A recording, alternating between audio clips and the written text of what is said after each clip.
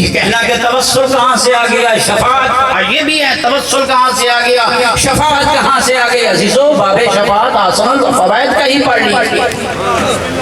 اگر آپ کو آیت الکرسی کی من ذا الذی یشفع عندہ الا باذنہ کی آیت نہیں ملتی ہے تو اسی آسان الفوائد کا باب شفاعت ہی پڑھ لیجیے۔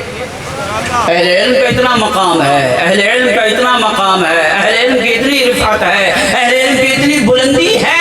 ان کے مقامات میں سے ایک مقام یہ ہے، اہل علم اپنے پورے خاندان کی شفاعت کرے گا۔ ایک عام عالم دین کو اللہ شفاعت کی اجازت دے سکتا ہے جو ائمہ ہدی ہے۔